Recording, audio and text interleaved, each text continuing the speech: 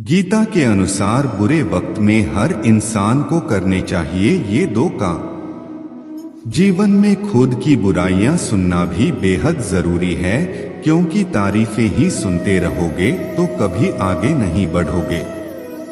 प्रत्येक व्यक्ति के जीवन में अच्छा और बुरा समय आता है। अक्सर लोग कहते हैं कि मेरा समय बहुत खराब चल रहा है, समझ नहीं आ रहा कि क्या किया जाए, कैसे अपने बुरे समय को अच्छे समय बदलूं। लेकिन सच तो ये है कि दो चीजें ऐसी हैं जिसे बुरे समय में करना चाहिए। आज मैं आपको एक कहानी के माध्यम से बताता हूं कि बुरे समय में क्या करना चाहिए। एक बहुत ही गरीब किसान था। वह था तो बहुत गरीब, लेकिन मेहनती और खुश था। वह रोज सुबह उठकर मंदिर में जाकर केवल 10 मिनट भगवान के आगे हाथ जोड़कर प्रार्थना करता था। उस किसान की पत्नी भी हर रोज उसके साथ मंदिर जाती थी। प्रार्थना करके वह सारा दिन अपने खेतों में काम करता। उसका जीवन बहुत अच्छा चल रहा था। अपनी मेहनत से वह कुछ ज्यादा तो नहीं कमा पाता था, लेकिन फिर भी जितना भी कमाता था उसमें से कुछ पैसे लोगों की भलाई में लगा देता था। एक दिन उस किसान के गांव में बीमारी फैल गई। किसान का एकलौता बेटा बीमार पड़ गया। किसान के गांव में इस बीमारी की इलाज के लिए कोई अच्छा डॉक्टर नहीं था। पास के शहर में उस बालक को ले जाया गया। शहर के इस अस्पताल का इलाज बहुत ही महंगा था। उस बेचारे किसान के लिए अस्पताल और डॉक्टर का खर्चा आदि दे पाना बहुत ही मुश्किल था। किसान दिन प्रतिदिन हिम्मत हारता जा रहा था। एक दिन अस्पताल में बैठे बैठे वह इतना हताश हो गया कि वो जोर जोर से रोने लगा। साथ ही कहने लगा, पता नहीं किस चीज का बदला भगवान मुझसे ले रहे हैं। कभी वह खुद को कोसता तो कभी भगवान को, लेकिन किसान की पत्नी को भगवान पर अटूट विश्वास था। पर किसान को आशा की कोई किरण नजर नहीं आ रही थी। अस्पताल के कुछ दूरी पर ही मंदिर था। किसान की पत्नी हर रोज उस मंदिर में प्रार्थना करने जाती थी, लेकिन किसान का मन प्रार्थना करने का नहीं करता था। डॉक्टर ने उस किसान से कहा, बच्चे के इलाज के लिए 10,000 रुपए की आवश्यकता है। पर किसान के लिए इतनी बड़ी रकम इकट्ठा कर पाना मुश्किल था। किसान की पत्नी अब भी मंदिर जाती थी। वह भगवान के आगे हाथ जोड़कर प्रार्थना करती कि उसका पुत्र ठीक हो जाए।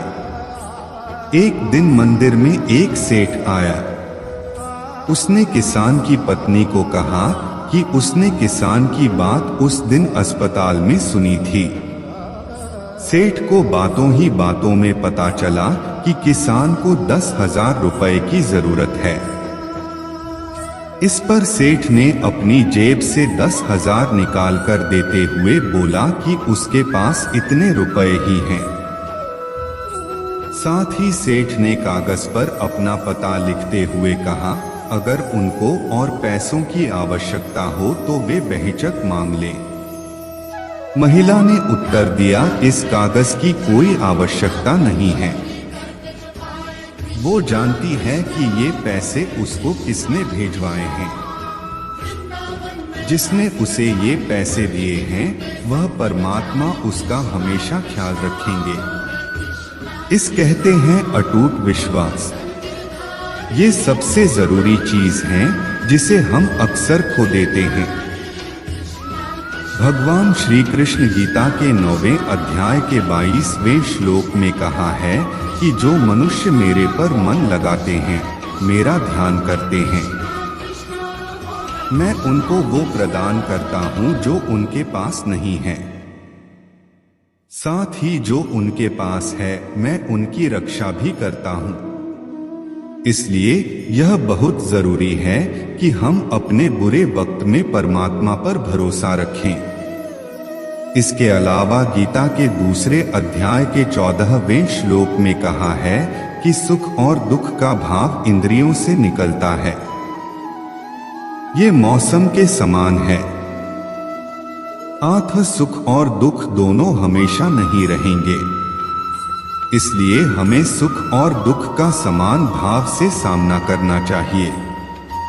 अपनी लगन, धैर्य, हिम्मत और सकारात्मक विचारों के सहारे इंसान अनेक विकट परिस्थितियों में से सफलतापूर्वक बाहर आ सकता है। हवाएं अगर मौसम का रुख बदल सकती हैं, तो दुआएं भी मुसीबत का पल जरूर बदल सकती हैं। अभिमान को आने मत दो और स्वाभिमान को जाने मत दो। अभिमान तुम्हें उठने नहीं देगा और स्वाभिमान कभी गिरने नहीं देगा। संसार जरूरत के नियम पर चलता है। सर्दियों में जिस सूरज का इंतजार होता है, उसी सूरज का गर्मियों में तिरस्कार भी होता है। आखा आपकी कीमत तब होगी जब आपकी जरूरत होगी। अच्छे कर्म करने के बावजूद भी लोग केवल आपकी बुराइयां ही याद रखेंगे। इसलिए लोग क्या कहते हैं, इस पर ध्यान मत दो, अपना कार्य करते रहो। परेशानी आए तो ईमानदार रहें, धन आ जाए तो सरल रहें, अधिकार मिलने पर विनम्र रहें और क्रोध आने पर शांत रहें। यही जीवन का प्रबंधन कहलाता है। हर काम की नई शुरुआत हमें भयभीत करती है, पर याद रखना सफलता हमें मुश्किलों को पार करने के बाद ही दिखती है। जहां आदर नहीं, वहां जाना मत। जो सुनता नहीं, उसे समझाना मत। जो पचता नहीं, उसे खाना मत। और जो सत्य पर भी रूठे, उसे मनाना मत। सेवा सबकी करो, लेकिन आशा किसी से मत रखो, क्योंकि सेवा का असली मूल्य भगवान ही देते हैं। खुद को काट कर भी रख दोगे तो भी ये दुनिया आपसे खुश नहीं होगी। इसलिए वो करो जो मन चाहे, वो नहीं जो दुनिया चाहे, क्योंकि दुनिया की पसंद को बदलते वक्त नहीं लगता। आप किसी के लिए चाहे अपना वजूद भी दावम पर लगा दो, वो तब तक आपका है जब तक आप उसके काम के हो। जिस दिन आप उसके काम के नहीं रहोगे या कोई गलती कर दोगे, उस दिन वो आपकी सारी अच्छाइयाँ भूलकर आपको अपनी औकात दिखा देता है। मिट्टी का गीलापन जिस तरह पेड़ की जड़ों को पकड़ कर रखता है, ठीक उसी तरह शब्दों का मीठापन मनुष्य के रिश्तों को पकड़ कर रखता है। झूठ, धोखा और बहाने आपको कुछ पल की खुशी देंगे, लेकिन इसकी कीमत आपको भविष्य में चुकानी पड़ेगी। कई बार ऐसा होता है कि हमारा मन और दिमाग दोनों विपरीत दिशा में चलते हैं और हम अधर्म कर बैठते हैं। गीता में दिए गए ज्ञान के अनुसार मन को वश में कर लेने से व्यक्ति द्वारा किसी पाप को करने की संभावना रहती है। यदि हमें अपना कार्य पूरा करने के बाद इच्छानुसार परिणाम प्राप्त नहीं हुआ, तब हमें व्याकुल होने के स्थान पर उस पर भली भांति विचार करना चाहिए कि कहां पर हमसे कमी रह गई।